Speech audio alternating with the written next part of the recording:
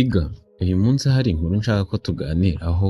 Mu gace k'uyu munsi habayeho umugore w'umushinwa wari ushaje cyane. Rimwe na rimwe yajyaga afata indobo ze ebyiri akajya ku mugezi akazuzuza amazi yarangiza akayajyana mu rugo. Indobo imwe yabaga yuzuye ari nzima ariko iyindi ndobo ye yari yarapfumutse irimo umwenya. Uwo mugore w'umushinwa yari umukene ku buryo atabashaga kujugunya iyo ndobo yari yaratobotse yarangiza ngo agure iyindi. Inshuro zose yajyanaga izo ndobo ku mugezi kuvoma, iyo ndobo yari yuzuye idafite ikibazo na kimwe, yayigezaga imuhira yuzuyemo amazi, ariko iyo ndobo yindi yari yaratobotse yo yagezaga mu rugo 1/2 cyayo cy'amazi yari arimo yamenetse. Umunsi umwe iyo ndobo yari yarapfumutse yari irimo umwenge, yarifashe ibaza uwo mushinwa w'umugore, ibi bintu uko mbona bitari fair, ni gute mugenzi wanjye umuvomeramo amazi akayageza mu rugo acyuzuye ariko njyewe nkageza mu rugo amazi y'igice?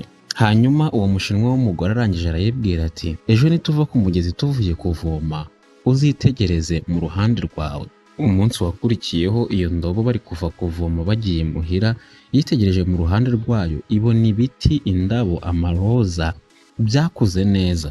Nyuma yo kubibona iyo ndobo yarangije ibaza uwo mukecuru w'umushinwa iti, ibi ngibi se ni ibiki uri kunyereka? Uwo mukecuru yarangije arayibwira ati, ubwo nagufataga nari nzi intege nke zawe, nari nzi ikibazo ufite, nicyo cyatumye mfata izi ndabo zose nzitera mu ruhande nakundaga kukunyuzamo kugira ngo ujye uzuhira, nizirangiza zizakure dutaka urugo rwacu. Akenshi abantu bagenda biganyira ku bw'idefo zabo, ku bw'intege nkeya zabo, ariko iyo urebye neza usanga izo ntege nke zawe hari ibintu byinshi zifasha mu buzima. Kuva uyu munsi ujye umenya ko intege nke zawe hari impamvu zifite kandi atari intege nkeya gusa, ahubwo hari umumaro munini zigufitiye.